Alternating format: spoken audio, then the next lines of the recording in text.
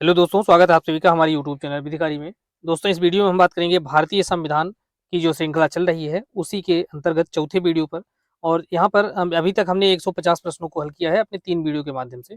और यहाँ पर इस वीडियो के अंतर्गत आगे हम 50 प्रश्नों को हल करेंगे। और इस तरीके से यह जो वीडियो की श्रृंखला है 50-50 प्रश्न करके, यह निरंतर चलती रहेगी। और इसके माध्यम से हम कोशिश करेंगे कि पूरे संविधान को पीसीएसजे के और एजेएस के उद्देश्य से इस प्रकार से तैयार की जाए कि जितने भी महत्वपूर्ण केस लॉ से सब और कॉन्सेप्ट हैं, अनुच्छेद हैं, वह सब इसके अंतर्गत आ जाएँ, कवर हो जाएँ।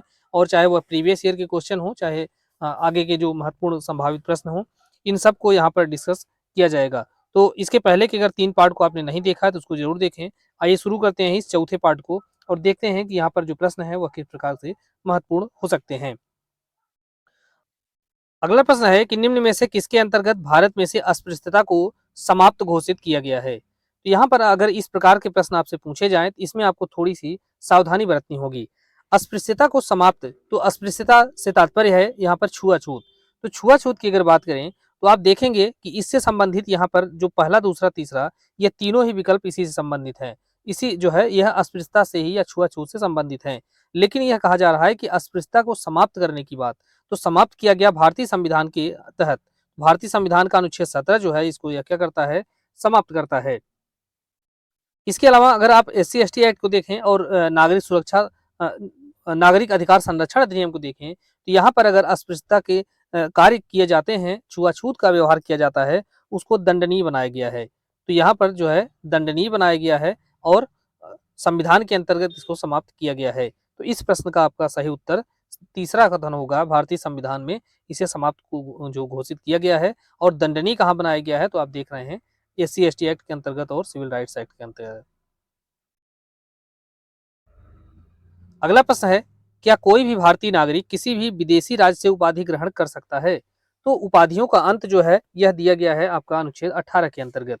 तो अनुच्छेद 18 के अंतर्गत यह प्रावधान किया गया कि कोई भी जो भारतीय नागरिक है वह किसी विदेशी राज्य से कोई उपाधि ग्रहण नहीं करेगा।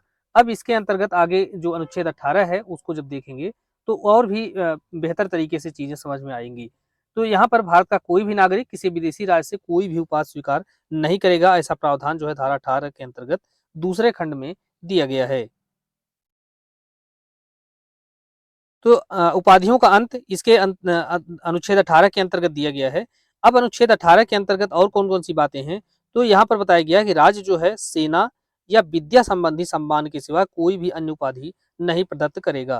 तो इसीलिए अगर आप देखेंगे तो सेना के जो रैंक होती है अधिकारियों की और विद्या संबंधी अर्थात जो अध्ययन से संबंधी, जैसे पीएचडी के बाद डॉक्टर की उपाधि दी जाती है, एडवोकेट की इसी तरीके से एक या अन्य जो उपाधियां हैं एमबीबीएस करने के बाद, यह विद्या संबंधी उपाधियां हैं।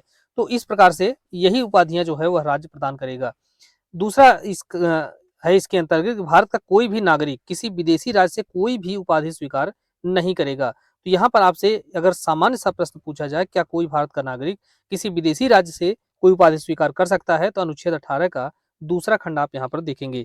तीसरा खंड यह कहता है कि अगर कोई व्यक्ति वह भारत का नागरिक नहीं है, अर्थात कोई व्यक्ति जो कि भारत में रह रहा है लेकिन वह विदेशी है, तो राज्य के अधीन कोई लाभ या विश्वास के किसी पद को धारण किए हुए है, तो वह भारत का नागरिक नहीं है लेकिन भारत के अंतर्गत वह रहता है और भारतीय राज्य के अधीन कोई पद वह स्वीकार करता है या पद धारण किए हुए है। तो ऐसी स्थिति में कोई विदेशी राज्य से कोई उपाधि राष्ट्रपति की सहमति के बिना स्वीकार नहीं कर सकता। तो यहाँ पर आपसे प्रश्न किसी भी तरीके से घुमा फिरा करके पूछा जा सकता है कि एक गैर नागरिक जो है, जो भारत में रह रहा है, भारत के राज्य के अधीन कोई लाभ का पद धारण करता है, भले वह राज्य का भारत का नागरिक नहीं है, उसके बावजूद वह भारत में रहते हुए किसी विदेशी राज्य से कोई उपाधि ग्रहण नहीं करेगा जब तक कि उसको राष्ट्रपति की सहमति न प्रदान कर दी जाए। और चौथा खंड इसका यह कहता है कि राज्य के अधीन लाभ या विश्वास का पद धारण करने वाला कोई भी व्यक्ति किसी विदेशी राज्य से या उसके अधीन किसी रूप में कोई भेंट, उपलब्धि या राष्ट्रपति की सहमति के बिना इसको या कोई पद, इनमें से कोई भी वह राष्ट्रपति के अनुमति के बिना स्वीकार नहीं करेगा। तो यहाँ पर आप देख रहे हैं कि एक तो कहा जा रहा है कि आप कोई उपाधि स्वीकार नहीं कर सकते, दूसरी बात यह कही जा रही है कि आप कोई भेंट, उपलब्धि या पद भी स्वीकार नहीं कर सकते जब तक कि राष्ट्रपति जो है इस बात के लिए अपनी इजाजत न दे दें। तो यह जो पहला, दूसरा, तीसरा और चौथा विकल्प है, अ, खंड है, यह तीनों खंड जो है ये बहुत महत्वपूर्ण है अनुच्छेद 18 के। यहाँ से प्रॉब्लम बेस्ड क्वेश्चन आपसे पूछा जा सकता है। अगला प्रश्न है, निम्नलिखित में से क्या अनुच्छेद 18 के अनुसार राष्ट्रपति की सहमति के बिना प्रतिबंधित है? तो इसमें से कौन सी ऐसी बात है जो कि राष्ट्रपति की सहमति के बिना ही उसको किया जा सकता है, उसकी सहमति के बिना वैसा कार्य प्रतिबंधित है? तो यहाँ पर देखेंगे उपाधि का प्रतिपादन, तो यह जो है उपाधियों का तो अंत किया ही गया है अनुच्छेद 18 के अंतर्गत। तो जब अनुच्छेद 18 के तहत उपाधियों का अंत किया गया है, तो यहाँ पर राष्ट्रपति की सहमति का कोई सवाल ही नहीं उत्पन्न होता है। विदेशी राज्य से कोई उपाधि धारण करना, तो उपाधि धारण, तो उपाधि का अंत किया ही गया है। और तीसरा है विदेशी राज्य से या उसके अधीन कोई भी भेंट, उपलब्धि या पद को स्वीकार करना। तो ऐसा स्वीकार तो किया जा सकता है, लेकिन तभी स्वीकार किया जा सकता है जबकि उसके लिए अपनी राष्ट्रपति के द्वारा सहमति प्राप्त हो जाती है, अन्यथा कोई भी भेंट, पद या उपलब्धि को स्वीकार नहीं किया जा सकता है। तो अगर कोई व्यक्ति है और विदेशी राज्य से कोई भेंट प्राप्त करना चाहता है, उपलब्धि या पद स्वीकार करना चाहता है, तो उसको सबसे पहले राष्ट्रपति की सहमति लेनी आवश्यक है। अगला प्रश्न है, संविधान के अनुच्छेद 19 में प्रदत्त मूलभूत स्वतंत्रताएं प्राप्त हैं, तो यह किसको प्राप्त है? तो अनुच्छेद 19 के अंतर्गत नागरिक शब्द का प्रयोग किया गया है, जबकि आप अनुच्छेद 14 को देखेंगे तो यहाँ पर व्यक्ति का शब्द का प्रयोग किया गया है। व्यक्ति, और अनुच्छेद 21 में भी देखेंगे तो यहाँ पर भी व्यक्ति शब्द का प्रयोग किया गया है। इसके अलावा आप 15, 16 या 19 को देखेंगे तो यहाँ पर आपको नागरिक शब्द का प्रयोग किया गया है। तो अनुच्छेद 19 के अंतर्गत जो वाक और अभिव्यक्ति की स्वतंत्रता है वह किसे प्राप्त है? तो भारत के नागरिकों को प्राप्त है, विदेशियों को यह प्राप्त नहीं है।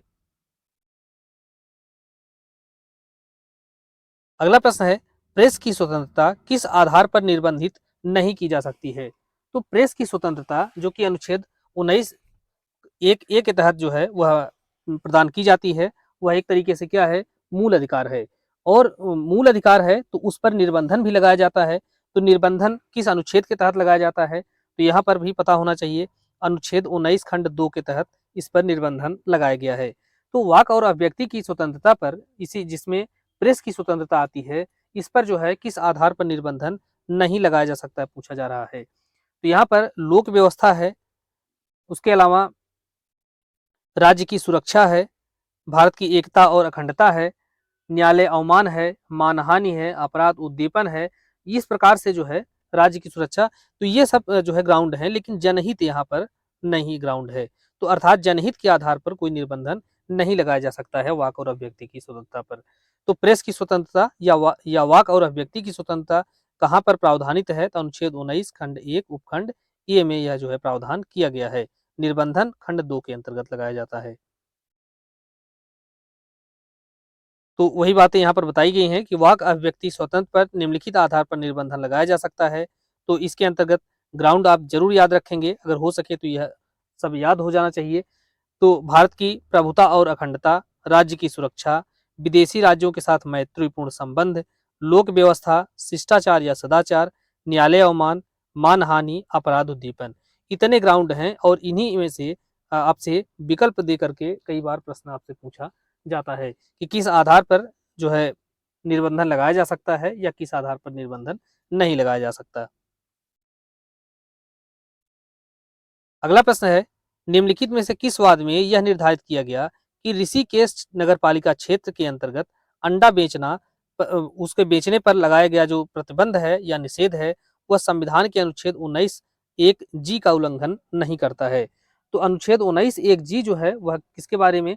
तो यहाँ पर उसके अंतर्गत जो प्रावधान किया गया है वह जो है वृत्ति या व्यापार के संदर्भ में प्रावधान करता है।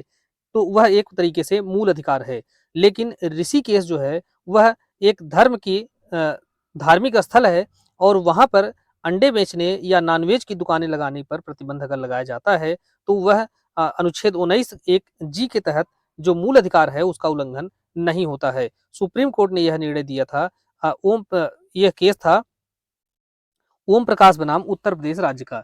इसी अगला प्रश्न है, अनुच्छेद 19 के द्वारा प्रत्याभूत स्वतंत्रताओं के प्रवर्गों की संख्या क्या है? तो अनुच्छेद 19 के अंतर्गत जो स्वतंत्रता है वह कितनी प्रकार की? तो अनुच्छेद 19 के अंतर्गत आप देखें खंड 1 में स्वतंत्रता दी गई है, उसके अलावा खंड 2, 3 के अंतर्गत 2, 3, 4 में क्या है, उस पर निर्बंधन लगाए गए हैं।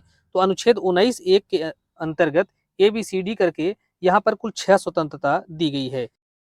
तो वही बातें यहाँ पर बताई गई हैं कि अनुच्छेद 19 एक के अंतर्गत सभी नागरिकों को यह स्वतंत्रता मिलती है। तो नागरिकों को स्वतंत्रता मिलती है, गैर नागरिकों को नहीं। तो कौन कौन सी है? वाक और अभिव्यक्ति, शांतिपूर्ण और न्यायोचित सम्मेलन, संगम या संघ या सहकारी समिति। तो यह शब्द आप याद रखेंगे, सहकारी समिति, चूंकि इसको बाद में जोड़ा गया है। तो भारत के राज्य क्षेत्र के अंतर्गत सर्वत्र अबाध संचरण का, कहीं पर भी आने जाने का अधिकार दिया गया है। और भारत के किसी भी भाग में निवास करने और बस जाने की स्वतंत्रता है। कोई भी वृत्ति, उपजीविका, व्यापार या कारोबार, लेकिन कोई भी के अंतर्गत वैध या जो संवैधानिक दायरा है उसके अंतर्गत रहने का ही अधिकार है। ऐसा नहीं है कि कोई तस्करी या अवैध जो चीजें हैं उसका वृत्ति व्यापार नहीं है यहाँ पर। तो 6 जो है अधिकार दिए जाए हैं नागरिकों को। अगला प्रश्न है, संविधान के पाठ के अनुसार भारत की संप्रभुता और अखंडता के हित में निम्नलिखित में से किस आधार पर युक्त निर्बंधन अधिरोपित किए जा सकते हैं? तो भारत की संप्रभुता और अखंडता के हित में किस आधार नहीं बल्कि किस अधिकार पर निर्बंधन अधिरोपित किए जा सकते हैं? तो अगर भारत की संप्रभुता और अखंडता के आधार पर निर्बंधन लगाया जाना है, तो यहाँ पर आपने देखा कि उपजीविका, व्यापार या कारोबार करने की स्वतंत्रता है, इस पर अगर निर्बंधन लगाना है तो यहाँ पर यह संप्रभुता खंड नहीं लागू होगा। राज्य क्षेत्र के अंतर्गत कहीं निवास और बस जाने की स्वतंत्रता है, तो यहाँ पर भी नहीं लागू होगा। बल्कि आपने देखा अनुच्छेद 19 खंड 2 के अंतर्गत वाक और अभिव्यक्ति की स्वतंत्रता जो दी गई थी, तो वाक और अभिव्यक्ति की स्वतंत्रता के अंतर्गत जो निर्बंधन लगाया जाता है उसके ऊपर, तो वहां पर भारत की संप्रभुता और अखंडता के आधार पर निर्बंधन लगाया जा सकता है। तो यहाँ पर आपका चौथा विकल्प सही हो जाएगा।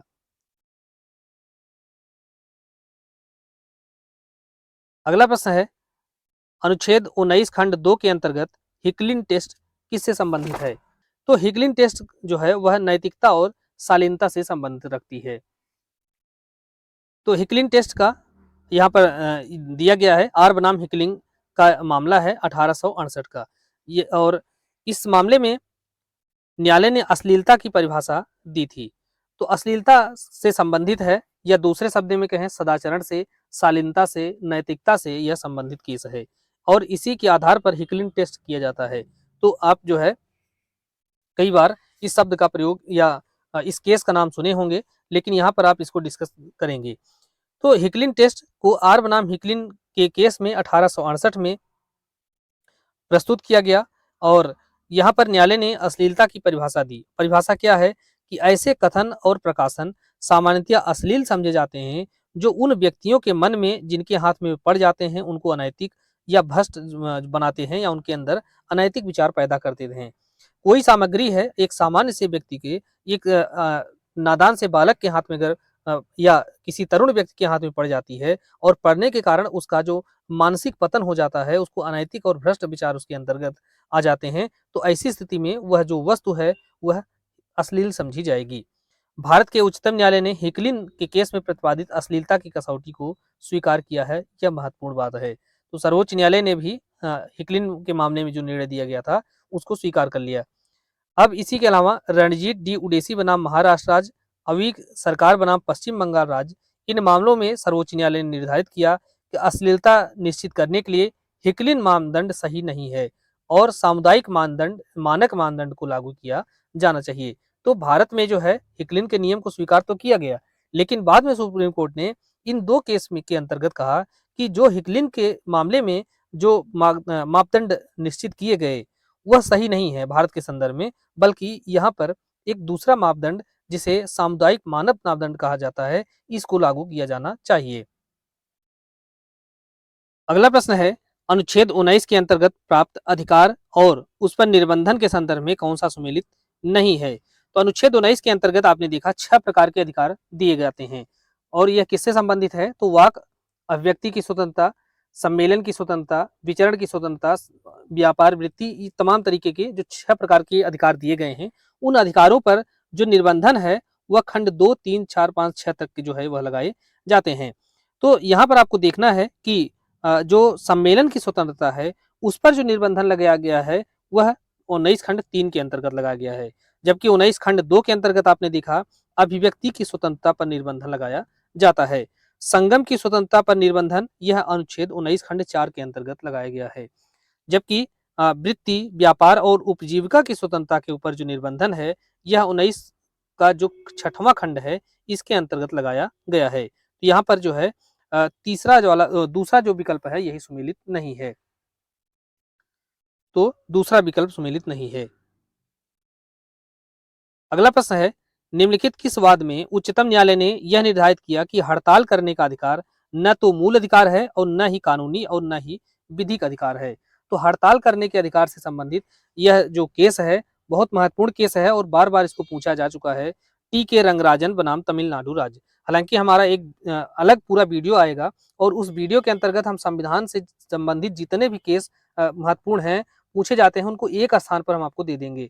उसमें पूरे संविधान चाहे वह उद्देशिका से लेकर के लास्ट तक के जो अनुच्छेद हैं उसमें जहां जहां पर भी जो महत्वपूर्ण केस लॉ हैं उन सभी केस को हम एक स्थान पर एक वीडियो में डिस्कस करेंगे। तो आप इसको खैर पढ़ते रहेंगे और समझते रहेंगे, वह जो वीडियो आएगा तो उसको भी आपको जो है मिल जाएगा। तो ये सारे केस आप जरूर याद रखें क्योंकि संविधान से मैक्सिमम जो प्रश्न है वह केस लॉ से ही पूछे जाते हैं। अगला प्रश्न है, उच्चतम न्यायालय के द्वारा किस वाद में यह निर्धारित किया गया कि राष्ट्रीय ध्वज को आदर और गरिमा के साथ फहराने का प्रत्येक नागरिक का संविधान के अनुच्छेद 19(1) के अंतर्गत मूल अधिकार है। तो अनुच्छेद 19(1) जिसके अंतर्गत वाक और अभिव्यक्ति की स्वतंत्रता की बात की गई है और उसके तहत कोई भी व्यक्ति का जो है उसके मूल अधिकार उसको प्राप्त है कि वह अपने भारतीय ध्वज या राष्ट्रीय ध्वज को पूरे आदर और सम्मान के साथ उसको फहरा सकता है। अर्थात उसको किसी भी व्यक्ति को राष्ट्रीय ध्वज को अगर वह सम्मान के साथ आदर पूर्वक फहराता है तो उसको रोका नहीं जा सकता। अगर वह रोका जाता है तो फिर अनुच्छेद 19(1) के अंतर्गत उसके मूल अधिकारों का उल्लंघन होता है। यह कहा गया भारत संघ बनाम नवीन जिंदल का केस। तो नवीन जिंदल शब्द अगर आप याद रखेंगे तो भी आपका यह प्रश्न जो है सही हो जाएगा। लेकिन यहाँ पर एक शर्त भी लगाई गई।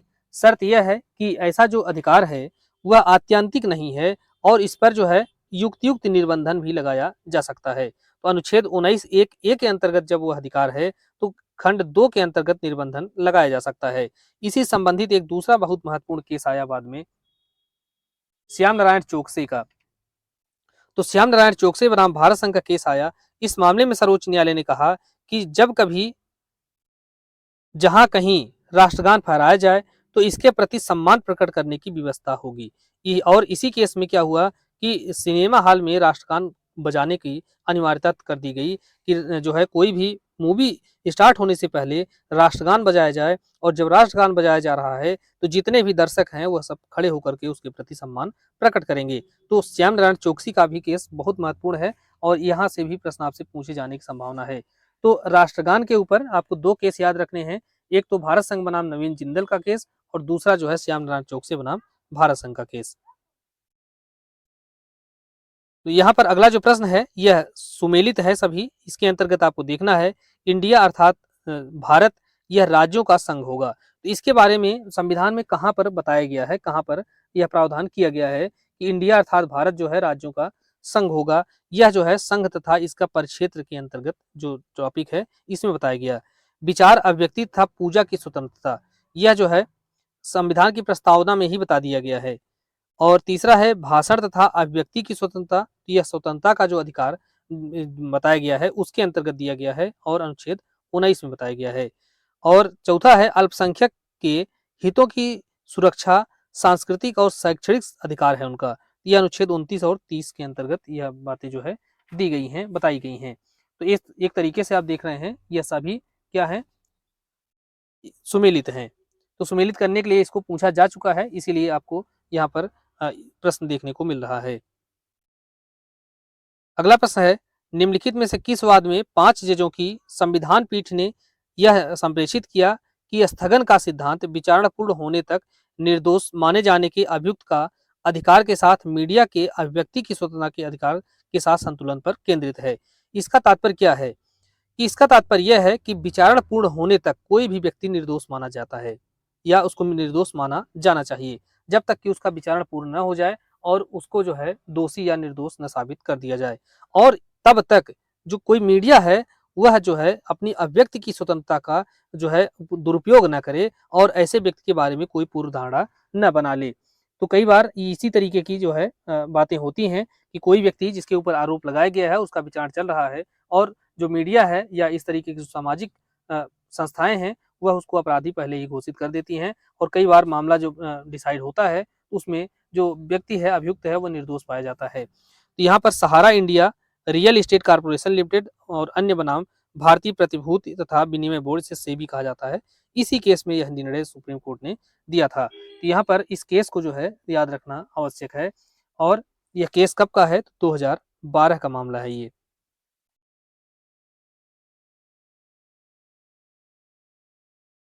अगला प्रश्न है कौन से मौलिक अधिकार केवल नागरिकों को प्राप्त हैं? तो कौन सा अधिकार केवल नागरिकों को प्राप्त है? तो समता का अधिकार की बात करेंगे तो समता का अधिकार जो है यह दिया गया है अनुच्छेद 14 के अंतर्गत और 14 में व्यक्ति शब्द का प्रयोग किया गया है। तो व्यक्ति के अंतर्गत विधिक व्यक्ति, विदेशी व्यक्ति और जो नैसर्गिक व्यक्ति है ये सभी आ जाते हैं। तो इसमें तो है होगा नहीं। वाक और अभिव्यक्ति की स्वतंत्रता का अधिकार यह नागरिकों को प्राप्त है क्योंकि अनुच्छेद 19 के अंतर्गत आपने जो पढ़ा और देखा कि किसी भी नागरिक को ये अधिकार दिए गए हैं। प्राण और दैहिक स्वतंत्रता का अधिकार यह अनुच्छेद 21 के अंतर्गत दिया गया है और इसमें भी व्यक्ति शब्द का प्रयोग किया गया है। किसी भी व्यक्ति को उसके प्राण और दैहिक स्वतंत्रता से विधि के द्वारा जो विहित प्रक्रिया है उसी से जो है उसको वंचित किया जाएगा अन्यथा नहीं। दोहरे दंड से संरक्षण तो यह भी जो है व्यक्ति शब्द का प्रयोग किया गया है। तो इस प्रकार से नागरिकों को जो है अनुच्छेद 19 का अधिकार प्राप्त है। अगला प्रश्न है विज्ञापन जो है एक वाणिज्यिक अभिवाक है, यह निर्णय किस केस में किया गया था? तो इसका तात्पर्य क्या है? विज्ञापन जो है वाणिज्यिक अभिवाक है, इसका तात्पर्य क्या हुआ? तो विज्ञापन के मामले में होता क्या है कि कोई व्यक्ति है वह अपने प्रोडक्ट का, अपनी दुकान का, संस्थान का प्रचार प्रसार करता है। तो वह जो है किसी व्यक्ति को अपना संस्थान का या अपने दुकान का व्यापार का प्रचार करने से अगर रोका जाता है तो वह उसके वाक और अभिव्यक्ति की स्वतंत्रता का उल्लंघन होगा। ये ऐसा निर्णय दिया गया हमदर्द दवाखाना बनाम भारत संघ के केस में। तो यहाँ पर कोई भी व्यक्ति है और उसको उसी प्रकार से अपनी व्यापार का प्रचार करने का अधिकार होगा जैसे कि उसको अनुच्छेद 19 खंड 1 ए के अंतर्गत उसको वाक और अभिव्यक्ति की स्वतंत्रता का अधिकार है। अगला प्रश्न है निम्नलिखित में से कौन सही सुमेलित नहीं है? तो सही सुमेलित यहाँ पर कौन सा नहीं है इसको देखना है। तो पहला है केशवानंद भारती बनाम भारत संघ। केशवानंद भारती बनाम भारत संघ का जो केस है यह पिछड़े वर्ग को आरक्षण से संबंधित नहीं है बल्कि यहाँ पर बेसिक स्ट्रक्चर का जो कॉन्सेप्ट है वह प्रतिपादित किया गया था। मेनका गांधी बनाम भारत संघ यह प्राण और दैहिक स्वतंत्रता के अधिकार से संबंधित है, यह सही सुमेलित है। और यह पिछड़े वर्ग के अधिकार से संबंधित जो केस है वह उसमें कई केस आते हैं जिसे बालाजी बनाम मैसूर राज्य का केस हो या इसी तरीके से और कई केस हैं, लेकिन केशवानंद भारती का मामला इससे संबंधित नहीं है। रेव स्टेनिस्लाव बनाम मध्य प्रदेश राज्य यह धार्मिक स्वतंत्रता से संबंधित है। बसेसर नाथ बनाम आयकर आयुक्त यह मूल अधिकारों के अधित्याग जिसे अधित्याग का सिद्धांत कहते हैं इससे संबंधित है। तो यहाँ पर दूसरा, तीसरा और चौथा यह सुमेलित है, पहला ही सुमेलित नहीं है। अगला प्रश्न है निम्नलिखित में से कौन सा युग्म सही सुमेलित नहीं है? तो कौन सा इस युग्म है जो सही सुमेलित नहीं है? तो इसको आप देखेंगे। पहला है वाक और अभिव्यक्ति, वाक स्वातंत्र और अभिव्यक्ति अर्थात वाक और अभिव्यक्ति की स्वतंत्रता, प्रेस की स्वतंत्रता सम्मिलित स्वातंत्र में है। तो यहाँ पर वाक और अभिव्यक्ति की स्वतंत्रता के अंतर्गत प्रेस की स्वतंत्रता आती है। इसी प्रकार से घुमा फिरा के शब्दों को इस तरीके से उल्टा सीधा करके हिंदी मीडियम वालों को खास करके परेशान किया जाता है। यह जो है एक बार प्रश्न पूछा गया है बिहार पीसीएसए में, उसे ही यहाँ पर रखा गया है। तो शब्दों को आप देखें इसी तरीके से उल्टा सीधा किए रहते हैं, आपको पकड़ना है क्योंकि इंग्लिश मीडियम वालों के लिए बहुत कॉन्सेप्ट क्लियर रहता है और आसान शब्दों में उनको प्रश्न दे दिए जाते हैं। इस प्रकार से अगर आप पढ़ेंगे तो आपको दोहरी परीक्षा का सामना करना पड़ता है। एक तो आप अपने ज्ञान को अप्लाई करिए और दूसरा जो है अपने तर्क को भी अप्लाई किए रहिए, नहीं तो इसी तरीके से शब्दों में आपको उलझाकर कंफ्यूज कर देते हैं। तो पहला है वाक स्वतंत्र और अभिव्यक्ति, यह प्रेस की स्वतंत्रता में सम्मिलित है। दूसरा है जीवन और दैहिक स्वतंत्रता के अधिकार में कोई भी व्यापार कारोबार करने का अधिकार शामिल है। यह बात भी सही है। और तीसरा है समता के अधिकार में नेचुरल जस्टिस का सिद्धांत सम्मिलित है, यह भी सही है।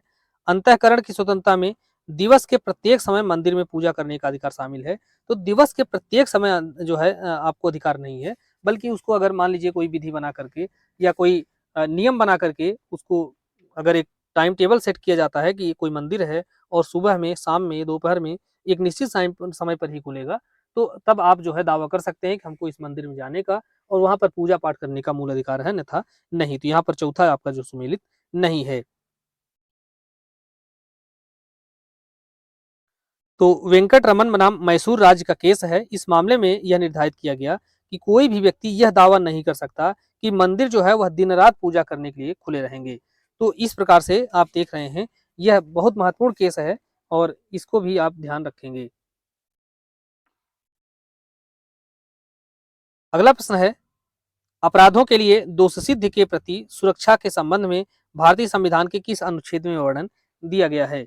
तो अपराधों के लिए दोष सिद्धि के संबंध में जो प्रावधान है, यह अनुच्छेद 20 के अंतर्गत दिया गया है। तो अनुच्छेद 20 में जो है अपराधों के लिए दोष सिद्धि के प्रति सुरक्षा का प्रावधान है कि कोई भी व्यक्ति किसी अपराध के लिए तब तक दोष सिद्ध नहीं ठहराया जाएगा जब तक कि उसका जो कार्य है वह कार्य करते समय अपराध नहीं हो। अर्थात एक कार्य यहाँ पर किया गया और जब कार्य किया गया तो उस समय उसको आपराधिक कार्य घोषित करने के लिए कोई विधि उपलब्ध नहीं थी। बाद में इसके बाद जो है एक विधि बनाई जाती है। जब विधि बनाई जाती है तब यह आगे के कार्यों पर लागू होगी। बैक डेट से जाकर के इसको दंडित नहीं किया जा सकता है। तो इस प्रकार से आप देख रहे हैं अनुच्छेद 20 के अंतर्गत यह प्रावधान किया गया है।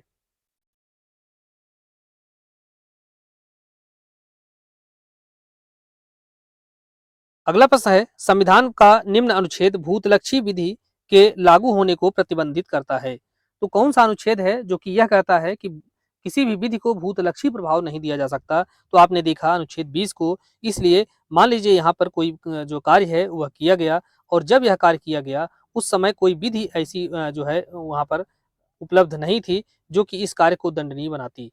तो बाद में फिर क्या हुआ कि एक विधि बनाई गई यहाँ पर और विधि बनाई जब गई तो अब इस विधि के माध्यम से इस पुराने या पहले किए जा चुके कार्य को जो है दंडित नहीं किया जाएगा, बल्कि आने वाले जो कार्य होंगे उनको दंडनीय बनाया जाएगा।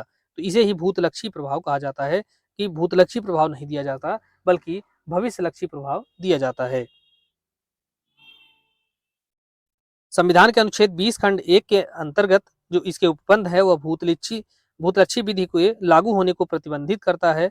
यह अनुच्छेद कार्योत्तर विधियों के संरक्षण, जिसे एक्स पोस्ट फैक्टो लॉ संबंधी नियम कहा जाता है, यह प्रतिपादित करता है।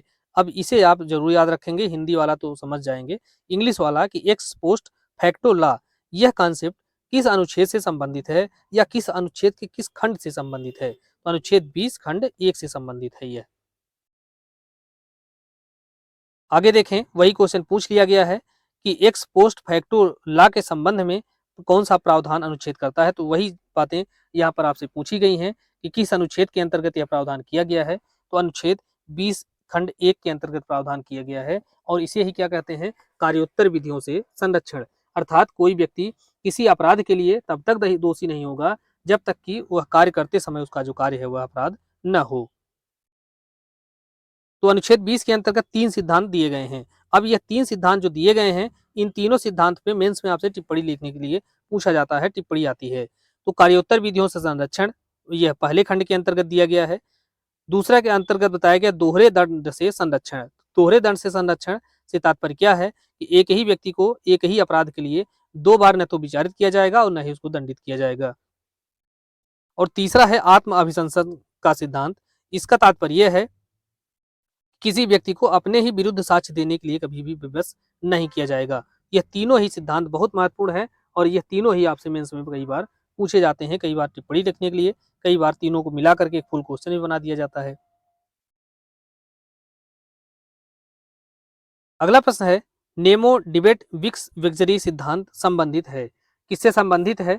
यह दोहरे दंड से परिसंकट, जिसे कि अनुच्छेद 20 खंड 2 के अंतर्गत दिया गया है, इससे संबंधित है। इसका तात्पर्य यह है कि किसी व्यक्ति को एक ही अपराध के लिए 2 बार न तो विचारित किया जाएगा और न ही उसको दंडित किया जाएगा। तो इस प्रकार से अनुच्छेद 20 खंड 2 जो है यह दोहरे दंड से संरक्षण का सिद्धांत प्रतिपादित करती है। तो यहाँ पर कुछ बातें बताई गई हैं जो कि देखना जरूरी है कि एक ही अपराध के लिए 2 बार दंडित और अभियोजित, ये दोनों शब्दों को ध्यान रखेंगे, क्योंकि कथन कारण के रूप में अगर प्रश्न दिया गया तो यहाँ पर फिर कंफ्यूजन हो जाएगी कि न तो 2 बार उसको अभियोजित किया जाएगा और न ही उसको 2 बार दंडित किया जाएगा। यह आंग्ल विधि के नेमो डिबेट बिस बेक्सरी सूक्ति पर आधारित है। अनुच्छेद 20 खंड 2 के संरक्षण हेतु निम्न शर्तों का होना आवश्यक है। अनुच्छेद 20 खंड 2 का संरक्षण या इसका लाभ तभी मिलेगा जबकि कुछ शर्तें जो है पूरी होती हों। तो यहाँ पर शर्तें कौन सी हैं? तो पहली शर्त तो यह है कि व्यक्ति जो है अभियुक्त हो। दूसरी शर्त यह है कि अभियोजन किसी विधि के तहत अपराध के संबंध में होगा जिसके लिए दंड की व्यवस्था हो। अगर विधि उसके अपराध घोषित नहीं करती है तो वहां पर उसको अभियोजित नहीं किया जाएगा। तीसरा है अभियोजन या कार्यवाही किसी न्यायालय या न्यायाधिकरण के समक्ष होना चाहिए और या न्यायिक प्रकृति की होनी चाहिए, तभी जो है यहाँ पर अनुच्छेद 20 खंड 2 का लाभ मिलेगा, अन्यथा इसका लाभ नहीं मिलेगा। अगला प्रश्न है निम्नलिखित में से कौन सा संविधान का कौन सा अनुच्छेद इस अवधारणा से संबंधित है कि अगर एक व्यक्ति का विचारण किया गया तथा उसे एक अपराध के लिए दोषमुक्त अथवा दोषसिद्ध कर दिया गया तब उसी अपराध के लिए उसको फिर से विचारित नहीं किया जाएगा। तो यह जो सिद्धांत है प्रांग न्याय का सिद्धांत से कहते हैं या पूर्व दोष सिद्धि का सिद्धांत कहा जाता है। इसे ही दोहरे परिसंकट से संरक्षण का सिद्धांत कहा जाता है और इसे ही नेमो डिबेट बिस बेक्सरी के जो सिद्धांत है इस नाम से भी जाना जाता है। अनुच्छेद 20 खंड 2 के अंतर्गत यह सिद्धांत समाहित है। बहुत महत्वपूर्ण सिद्धांत है और इसको आप ध्यान रखें। इसी पर कई बार आपसे प्रॉब्लम पूछी जाती है और फिर आपसे उम्मीद की जाती है कि आप इसके संबंध में जो अनुच्छेद है, संबंध में जो केस लॉ है, उनको आप वहां पर स्पष्ट रूप से बताएं। अगला प्रश्न है प्राग दोष सिद्धि का सिद्धांत किससे संबंधित है? तो प्राग दोष सिद्धि का सिद्धांत जो है यह दोहरे परिसंकट से संबंधित है और अगर पूछा जाए किस अनुच्छेद के अंतर्गत दिया गया है, अनुच्छेद 20 खंड 2 के अंतर्गत दिया गया है। तो अनुच्छेद 20 खंड 1 के अंतर्गत कार्योत्तर विधियों संरक्षण, 2 में दोहरे परिसंकट से और 3 के अंतर्गत सेल्फ इनक्रिमिनेशन या आत्म अभिशंसन से संरक्षण के बारे में प्रावधान किया गया है। अगला प्रश्न है क्या किसी अपराध के अभियुक्त को स्वयं अपने विरुद्ध साक्ष्य देने के लिए बाध्य किया जा सकता है? तो यहाँ पर उसको साक्ष्य देने के लिए बाध्य नहीं किया जा सकता। तो इसको जो है कहाँ पर प्रावधान किया गया है? तो अनुच्छेद 20 खंड 3 के अंतर्गत इसके बारे में प्रावधान किया गया है कि कोई भी व्यक्ति अपने ही विरुद्ध साक्ष्य देने के लिए विवश नहीं किया जा सकता है। तो इसे ही आत्म अभिशंसन का सिद्धांत कहा जाता है और बीएनएसएस या सीआरपीसी के अंतर्गत भी यहाँ पर जो पुलिस कार्रवाई होती है उस पर भी यह लागू होता है। अगला प्रश्न है प्राण का अधिकार में मृत्यु का अधिकार शामिल नहीं है, अर्थात जीवन जीने के अधिकार में मरने का अधिकार शामिल नहीं है। अनुच्छेद 21 जो है प्राण और दैहिक स्वतंत्रता की सुरक्षा की गारंटी देने वाला प्रावधान है और किसी भी काल्पनिक उड़ान के अंतर्गत प्राण को नष्ट करना को प्राण की सुरक्षा के अंतर्गत नहीं पढ़ा जाना चाहिए। यह किस केस में ऐसा जो कथन है वह किया गया है? तो जीवन जीने के अधिकार में मरने का अधिकार शामिल नहीं है। यह आपका निर्णय है ज्ञान कौर बनाम पंजाब राज्य का।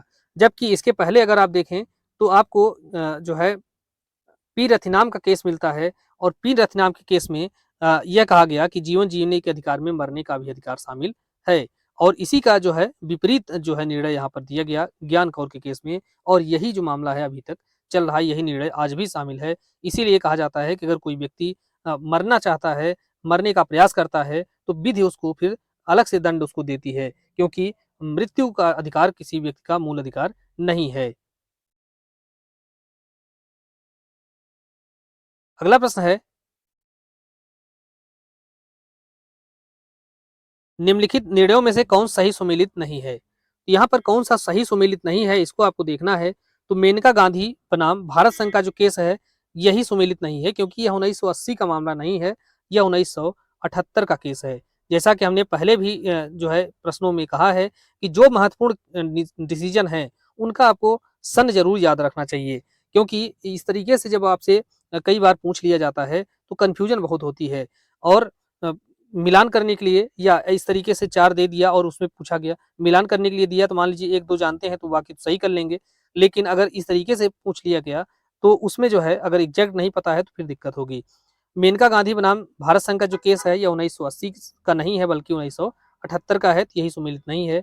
इसके अलावा एडीएम जबलपुर बनाम शिवाकांत शुक्ला का जो केस है, ये 1976 का है, ये सुमेलित है। ए के गोपालन बनाम मद्रास राज्य का जो मामला है, ये 1950 का केस है, ये बहुत महत्वपूर्ण केस है। इसको भी ध्यान रखें। पी रथिनाम नागभूषण पटनायक बनाम भारत संघ 1994 का केस है। और जब आप पी रथिनाम का केस देखते हैं तो इसी के साथ साथ आपको ज्ञान कौर का भी पता होना चाहिए। तो ज्ञान कौर का मामला कब का है? चूंकि पी रथिनाम का 1994 में आया है, इसके 2 साल बाद 1996 में आता है ज्ञान कौर बनाम पंजाब राज्य का मामला, जिसमें कहा गया कि जीवन जीने के अधिकार में मरने का अधिकार शामिल नहीं है। तो यह जो है आपका जो केस ला है, महत्वपूर्ण डिसीजन है सुप्रीम कोर्ट के, वह कब आए, उनका ईयर है। अगला प्रश्न है, निम्नलिखित में से कौन सही सुमेलित नहीं है? तो विदेश यात्रा का अधिकार, तो विदेश यात्रा का अधिकार जो है यह मेनका गांधी और एक केस और है इसमें, सतवंत सिंह, सतवंत सिंह का केस, यह विदेश यात्रा के अधिकार से संबंधित है, सुमेलित है। दूसरा है बंदी का अधिकार, तो बंदी का अधिकार से संबंधित जो है यह सुनील बत्रा का केस है, यह भी सुमेलित है। मृत्यु दंड का मामला जो है यह ज्ञान कौर के केस से संबंधित नहीं है, बल्कि ज्ञान कौर का केस जैसा कि आपने देखा कि इसमें कहा गया कि जीवन जीने के अधिकार में मरने का अधिकार शामिल नहीं है। तो मृत्यु दंड का जो केस है या मामला है वह बेचन सिंह के या बच्चन सिंह के केस से संबंधित है। और सरकार का जो दायित्व है यह भीम सिंह का केस है। तो इस प्रकार से आप देख रहे हैं कि तीसरा जो है सुमेलित नहीं है। इसके अलावा अगर आप देखें कुछ और महत्वपूर्ण केस हैं, इनको थोड़ा सा एक स्थान पर देखना जरूरी है, क्योंकि बस इसका केस का नाम और इससे संबंधित जो विषय हैं। मुरली एस देवड़ा का केस किससे संबंधित है? तो धूम्रपान, पब्लिक प्लेस पर धूम्रपान रोकने के लिए यह जो है संबंधित है।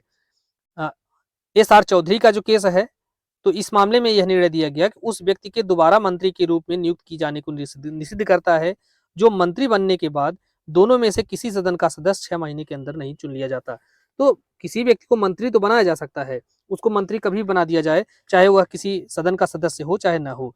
बस शर्त यह होती है कि जब वह मंत्री बना दिया गया तो मंत्री बनाए जाने के 6 महीने के भीतर उसको किसी न किसी सदन की सदस्यता लेनी होती है। तो यह जो है एस आर चौधरी का केस है। पीयूसीएल का केस, यह भोजन के अधिकार को अनुच्छेद 21 के अंतर्गत फंडामेंटल या मूल अधिकार माना गया। इसके अलावा एसोसिएशन फॉर डेमोक्रेटिक रिफॉर्म का जो केस है, यह चुनाव लड़ने वाले प्रत्याशियों के पूर्ववृत्त को जानने के मतदाताओं के मूल अधिकार से संबंधित है। मतदाता को यह पता तो होना चाहिए कि जो उनका प्रतिनिधि है वह कितने कांड कर चुका है, कितने अपराध कर चुका है। तो इस तरीके से उनका जो है यह फंडामेंटल राइट है कि वह जाने, उनको ये सूचनाएं उपलब्ध कराई जाएं कि जो प्रत्याशी है वह उसका चरित्र कैसा है, वह पूर्ववृत्त उसका कैसा है। अगला प्रश्न है, इनमें से किस मामले में यह धारित किया गया कि लोक स्थान पर धूम्रपान प्राण और दैहिक स्वतंत्रता के मूल अधिकार का उल्लंघन है? तो आप देख रहे हैं कि धूम्रपान से संबंधित एक केस आपने देखा था मुरली एस देवड़ा का। तो मुरली एस देवड़ा बनाम भारत संघ का केस किससे संबंधित है? तो यह जो है धूम्रपान से संबंधित है।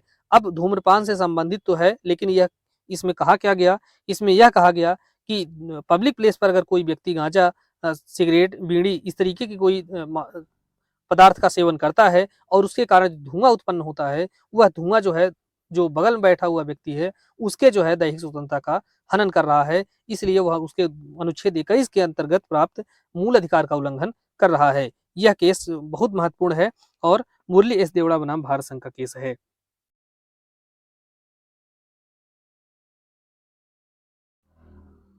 अगला प्रश्न है, निम्नलिखित में से किस वाद में यह निर्धारित किया गया कि जीवन के अधिकार में मृत्यु का अधिकार शामिल है? तो जीवन के अधिकार में मृत्यु का अधिकार शामिल है श्रीपति मारुति श्रीपति दूबल बनाम महाराष्ट्र राज्य का केस है। और इसी मामले को जो निर्णय था, इस निर्णय को फिर आप देखेंगे उलट दिया गया है। कब? तो ज्ञान कौर बनाम पंजाब भारत संघ के केस में। तो ज्ञान कौर बनाम भारत संघ नहीं बल्कि पंजाब राज्य का केस है। इसी मामले को वहां पर उलट दिया गया था। तो इस प्रकार से आप देख रहे हैं कि जीवन जीने के अधिकार में मृत्यु का अधिकार शामिल है। श्रीपति मारुत दूबल का केस है और पी रतिराम का भी केस है। और जीवन जीने के अधिकार में मरने का अधिकार शामिल नहीं है। यह अगर देखें तो यह जो है किस केस में, तो ज्ञान कौर के केस में कहा गया। अगला प्रश्न है, निम्नलिखित में से किस वाद में यह निर्णय दिया गया कि भारतीय दंड संहिता की धारा 309, जो कि वर्तमान में अगर बात करें तो भारतीय न्याय संहिता के अंतर्गत धारा 226 है, संविधान के अनुच्छेद 21 का उल्लंघन नहीं करती है। तो 309 के अंतर्गत प्रावधान क्या किया गया था आईपीसी में, या भारतीय न्याय संहिता की धारा 226 के अंतर्गत जो प्रावधान क्या है, तो आत्महत्या का प्रयास, जिसको दंडनीय बनाया गया है। तो यहाँ पर यह कहा गया कि अनुच्छेद 309 जो है, जो कि आत्महत्या के प्रयास को दंडनीय घोषित करती है और यह जो है अनुच्छेद 21 का उल्लंघन नहीं करती है। तो यह केस था श्रीमती ज्ञान कौर बनाम पंजाब राज्य। अगर आपको ध्यान से देखना है इसे, तो यह पता चलेगा कि यह जो निर्णय है इसके माध्यम से यह बताया जा रहा है कि जीवन जीने के अधिकार में मृत्यु का अधिकार शामिल नहीं है। इसलिए अगर कोई व्यक्ति मरने की कोशिश करता है तो वह जो है उसको दंड दिया जा सकता है और अनुच्छेद 21 का जो है वह उल्लंघन कर रहा है, क्योंकि अनुच्छेद 21 जो है वह जीवन जीने का अधिकार देती है और मरने के अधिकार को वहां पर नहीं दिया गया है, इसलिए उसका कार्य दंडनीय है और दंड की व्यवस्था भारतीय न्याय संहिता की धारा 226 के अंतर्गत की गई है। अगला प्रश्न है, अनुच्छेद 21 के अंतर्गत जीवन जीने के अधिकार में मरने का अधिकार शामिल नहीं है। ज्ञान कौर बनाम पंजाब राज्य का केस। अगला प्रश्न है, किसी व्यक्ति को उसके प्राण और दैहिक स्वतंत्रता से विधि के द्वारा स्थापित प्रक्रिया के अनुसार ही वंचित किया जाएगा, इससे क्या तात्पर्य है। तो अनुच्छेद 21 को जब आप देखेंगे तो वहां पर प्राण और दैहिक स्वतंत्रता की जो है अधिकार दिया गया है और यह बताया गया है किसी भी व्यक्ति को उसके प्राण और दैहिक स्वतंत्रता से विधि के द्वारा स्थापित प्रक्रिया से ही वंचित किया जाएगा, अन्यथा नहीं। तो सामान्यतः किसी व्यक्ति को उसके प्राण से वंचित किया जाता है, तो ऐसी स्थिति में एक विधि होनी चाहिए और उसी विधि के अनुसार ही वंचित किया जाएगा, अन्यथा नहीं। जो विधि होगी वह कैसी होगी, वह इसके बारे में स्पष्ट रूप से तो नहीं बताया, लेकिन बाद में अनुच्छेद 21 का सुप्रीम कोर्ट के द्वारा जब इंटरप्रिटेशन किया जाता है तो वहां पर यह बताया गया है कि जो ऐसी विधि होगी जिस विधि के माध्यम से इस व्यक्ति से उसके प्राण और दैहिक स्वतंत्रता को छीना जाता है, ऐसी जो विधि है वह नैसर्गिक न्याय के सिद्धांत के अनुरूप होनी चाहिए, उसके विपरीत नहीं। तो नेचुरल जस्टिस के नियम जो है इसी को यहाँ पर मूल आधार माना गया है कि अगर उसके अनुरूप है विधि तब तो वह वैध है, अर्थात अन्यथा वह असंवैधानिक है। मेनका गांधी का जो केस है यह बहुत महत्वपूर्ण केस है अनुच्छेद 21 पर, और यहाँ पर यह बताया गया कि नैसर्गिक न्याय के सिद्धांत के अनुसार ही ऐसी जो प्रक्रिया है वंचित होगी, जिसके अनुसार किसी व्यक्ति को उसके प्राण और दैहिक स्वतंत्रता से वंचित किया जाएगा। यह जो केस है यह कई सारे बातें इसमें कही गई, मेंस के लिहाज से बहुत महत्वपूर्ण केस है, इसको आप जरूर याद रखें। अगला प्रश्न है, अनुच्छेद 21 के अंतर्गत क्या आता है। तो अनुच्छेद 21 के अंतर्गत अगर आप देखें तो गिरफ्तारी का कारण जानने का अधिकार, तो कई बार अगर एग्जैक्ट नहीं पता है तो आप पहला भी मान सकते हैं। दूसरा है निःशुल्क विधिक सहायता प्राप्त करने का अधिकार, इसको भी माना जा सकता है क्योंकि सुप्रीम कोर्ट ने इसको इंटरप्रेट किया। तो तीसरा है कि गिरफ्तार करने वाले व्यक्ति के विरुद्ध वाद लाने का अधिकार। तो वाद लाने का अधिकार तो नहीं है, तो जब तीसरा नहीं है तो उपयुक्त सभी ये भी नहीं होगा। अब यहाँ पर पहले और दूसरे में से कोई एक होगा। तो निःशुल्क गिरफ्तारी निःशुल्क विधिक सहायता का जो अधिकार है वह अनुच्छेद 21 के अंतर्गत मूल अधिकार है। अब यहाँ पर इससे संबंधित जो केस है वह एम.एच. हास्कट बनाम महाराष्ट्र राज्य का केस है और यह केस महत्वपूर्ण है। इसी के अंतर्गत कहा गया कि अनुच्छेद 21 के अंतर्गत निःशुल्क विधिक सहायता प्राप्त करने का अधिकार जो है वह क्या है, मूल अधिकार है। अगला प्रश्न है, अनुच्छेद 21 विधि की सम्यक प्रक्रिया की अवधारणा को अभिव्यक्ततः समाहित करता है। अब यहाँ पर कथन है आपका कथन कार्य के रूप में। कथन यह कह रहा है कि अनुच्छेद 21 विधि की सम्यक प्रक्रिया की अवधारणा को अभिव्यक्त रूप से समाहित करता है। इसका तात्पर्य यह है कि कहने का ये कथन जो है ये कह रहा है कि अनुच्छेद 21 में विधि की सम्यक प्रक्रिया क्या होगी, इसको अभिव्यक्त रूप से स्पष्ट किया गया है, जो कि बिल्कुल गलत है। इसलिए गलत है क्योंकि वहां पर केवल यह कहा गया कि विधि की सम्यक प्रक्रिया से ही किसी व्यक्ति को जो है उसकी प्राण और दैहिक स्वतंत्रता से अलग किया जाएगा, अन्यथा नहीं। लेकिन वह प्रक्रिया क्या होगी इसको कहीं नहीं बताया गया है। और कारण है कि विधि की सम्यक प्रक्रिया स्वतंत्रता का एक लक्षण है, यह बात तो सही है। तो जब पहला कथन गलत हो गया, कथन गलत है परंतु कारण आर जो है वह सही है। तो यहाँ पर विधि की सम्यक प्रक्रिया क्या होगी, इसको वहां पर अव्यक्त रूप समाहित नहीं किया गया है, बल्कि मेनका गांधी बनाम भारत संघ के केस में उसको इंटरप्रेट किया गया। अगला प्रश्न है, किस अनुच्छेद में कानून की उचित प्रक्रिया का सिद्धांत समाहित है? तो विधि की उचित प्रक्रिया का जो सिद्धांत है यह समाहित है अनुच्छेद 21 के अंतर्गत, लेकिन यह प्रक्रिया क्या होगी इसको बताया नहीं गया और उसको बताया गया मेनका गांधी के केस में। अगला प्रश्न है, निम्न में से किस वाद में सर्वोच्च न्यायालय ने अनुच्छेद 21 में प्रयुक्त पद विधि द्वारा स्थापित प्रक्रिया की व्याख्या कैसे की कि ऐसी जो प्रक्रिया है वह रिज होनी चाहिए, न्याय संगत होनी चाहिए और उचित होनी चाहिए। यह बात बताई जो है इसको स्पष्ट किया सर्वोच्च न्यायालय ने कि अनुच्छेद 21 में जो शब्द यूज किया गया है विधि द्वारा स्थापित प्रक्रिया, वह प्रक्रिया कैसी होगी, रिज होगी, न्याय संगत होगी और उचित होगी। मेनका गांधी के केस में इस बात को स्पष्ट किया गया।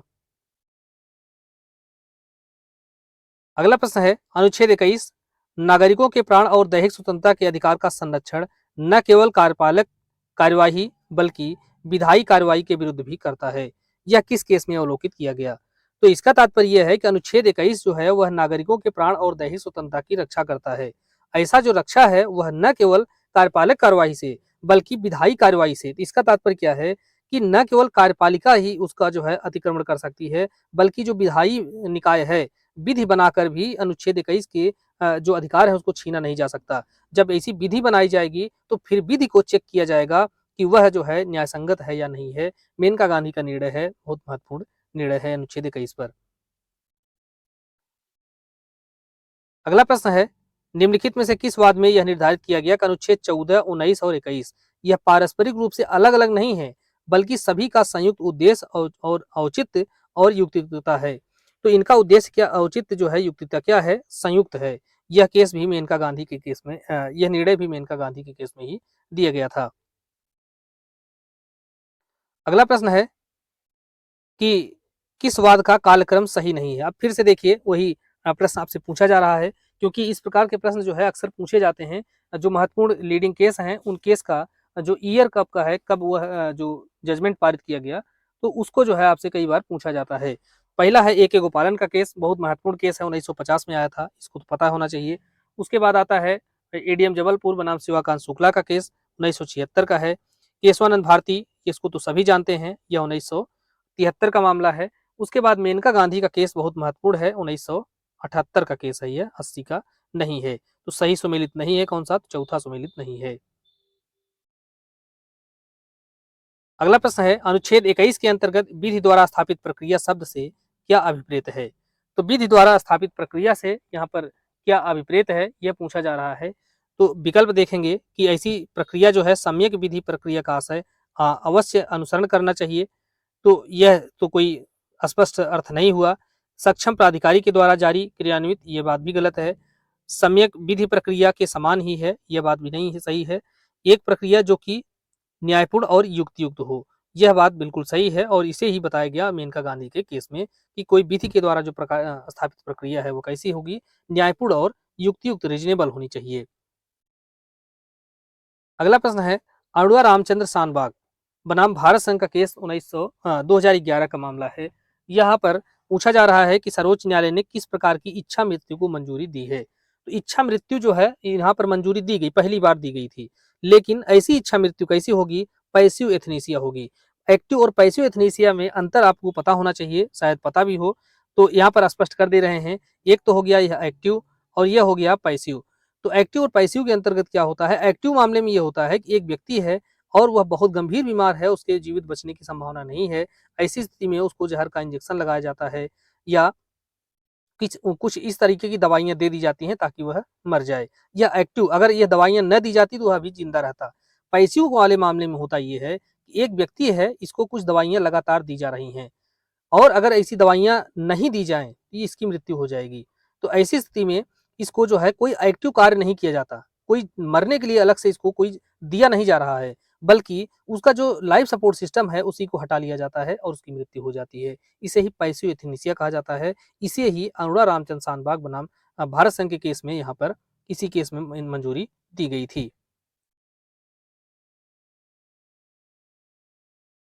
अगला प्रश्न है, भारतीय संविधान के किस अनुच्छेद में उसके निर्वचन के माध्यम से स्वच्छ पर्यावरण के अधिकार का उन्नयन मौलिक अधिकार माना गया? तो स्वच्छ पर्यावरण का अधिकार जो है मूल अधिकार माना गया किस अनुच्छेद के अंतर्गत? तो अगर मूल अधिकार की बात करें तो यहाँ पर 48 तो आपका होगा ही नहीं, 51 भी नहीं होगा क्योंकि यह भी मूल अधिकार के अंतर्गत नहीं आता है। तो मूल अधिकार जो है अनुच्छेद 21 के अंतर्गत आता है और यहीं से कई प्रकार के जो सुप्रीम कोर्ट के जजमेंट हैं, उन जजमेंट के माध्यम से इसको तय किया गया कि जो मूल अधिकार है वह अनुच्छेद 21 के अंतर्गत प्राण और दैहिक स्वतंत्रता का के समान है, इसलिए जो है यह 21 में शामिल किया गया है। अगला प्रश्न है, निम्नलिखित में से कौन सा वाद विदेश यात्रा के अधिकार से संबंधित है? अब यहाँ पर विदेश यात्रा की अगर बात आती है तो विदेश यात्रा के संबंध में आपको दो केस पता होना चाहिए। एक तो सतवंत सिंह का केस है, सतवंत सिंह बनाम सहायक पासपोर्ट अधिकारी दिल्ली का मामला है और यह कब का है तो 1957 का केस है। दूसरा है आपका मेनका गांधी का, जो कि देख रहे हैं अनुच्छेद 21 के ऊपर इतना लंबा चौड़ा उसमें जो है दिया गया डिसीजन और अनुच्छेद 21 का बहुत अच्छी तरीके से इंटरप्रिटेशन किया गया।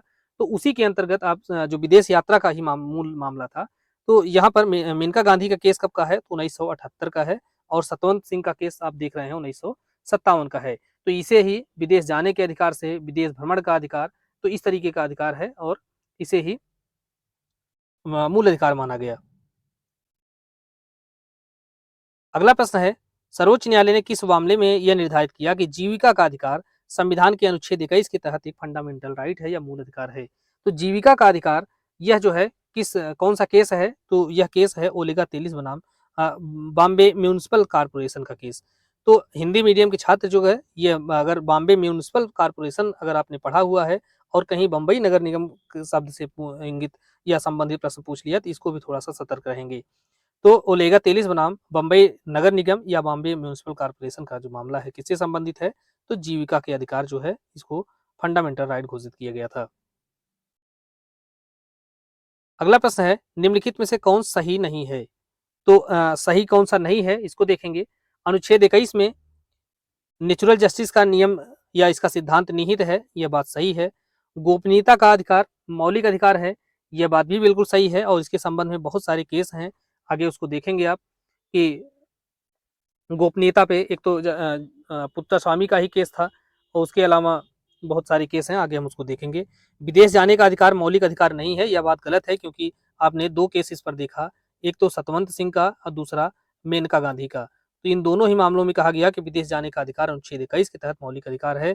जीवन जीने के अधिकार में स्वास्थ्य का अधिकार शामिल है, यह बात भी सही है। तो सुमेलित नहीं है आपका तीसरा वाला विकल्प।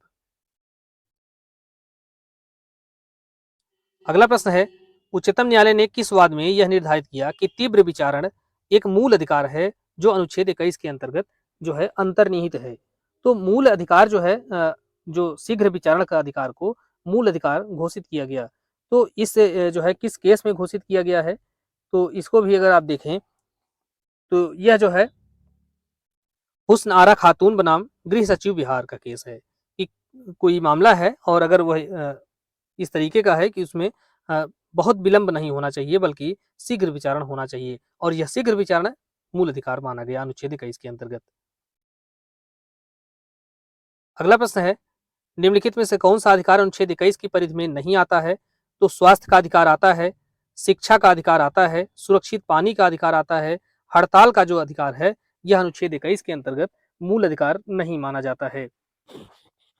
और इसी संबंधित एक केस है लिली थॉमस का और इस मामले में कहा गया कि जो अधिवक्ता हैं वह हड़ताल करने से जो मुवक्किल है उनके मूल अधिकारों का उल्लंघन होता है। तो इस प्रकार से आप देख रहे हैं अनुच्छेद 21 के अंतर्गत बहुत सारे केस हैं और हमारी कोशिश ये है कि मैक्सिमम जो केस हैं आपके एमसीक्यूज के रूप में आपके सामने मिल जाएं। अगला प्रश्न है, उच्चतम न्यायालय ने निम्नलिखित में से किस वाद में यह निर्धारित किया था कि अधिवक्ताओं के द्वारा हड़ताल अवैध और अनैतिक है? तो लिली थॉमस का केस है और अनैतिक इसलिए क्योंकि इसके अगर ऐसा होता है तो वहां पर जो मुवक्किल हैं उनके अधिकारों का हनन होता है। अगला प्रश्न है, निम्नलिखित में से किस वाद में यह निर्धारित किया गया कि टेलीफोन टेप करना एकांतता के अधिकार का उल्लंघन है? तो टेलीफोन टेप करना राइट टू प्राइवेसी का उल्लंघन है, एकांतता के अधिकार का उल्लंघन है। ऐसा जो निर्णय है वह पीपुल्स यूनियन बनाम people's union for civil liberties बनाम भारत संघ का केस है। यह जो है किससे संबंधित है, तो टेलीफोन टेप करने से संबंधित है। इसके अलावा आप ये देखेंगे गोविंद बनाम मध्य प्रदेश राज्य और मिस्टर एक्स बनाम हॉस्पिटल जेड, ये दोनों ही केस जो है ये किससे संबंधित है, तो एकांतता या राइट टू प्राइवेसी से संबंधित केस हैं। तो राइट टू प्राइवेसी से अगर इसी विकल्प के ऊपर एक दूसरा जो है प्रश्न बना दिया जाए कि इसमें से कौन सा राइट टू प्राइवेसी संबंधित नहीं है, तो आप देख रहे हैं पहला तीसरा और चौथा यह सम्मिलित हैं, लेकिन दूसरा जो है यह राइट टू प्राइवेसी से संबंधित नहीं है। तो इस प्रकार से दोस्तों ये आपका चौथा वीडियो समाप्त हुआ और आपने कुल 200 एमसीक्यूज को देखा है। आप चैनल पर बने रहिए और आगे के जो प्रश्न हैं आपको जल्दी मिलेंगे और कोशिश ये रहेगी पूरे संविधान को एक व्यवस्थित तरीके से जो भी प्रश्नों की संख्या हो, चाहे वो 500 600 जो भी हो, उसके माध्यम से आपको हम प्रोवाइड कराएं और आप संविधान के अंतर्गत इस पूरे अगर वीडियो की श्रृंखला को देख लिए तो संविधान निश्चित रूप से आपका कॉन्फिडेंस अच्छा खासा मिल जाएगा और आप पीसीएस जे चाहे वो किसी भी स्टेट का हो या जेएस हो, उसमें आप एक अच्छा अनुभव कर पाएंगे परीक्षा की तैयारी में। तो मिलते हैं नेक्स्ट वीडियो में, धन्यवाद।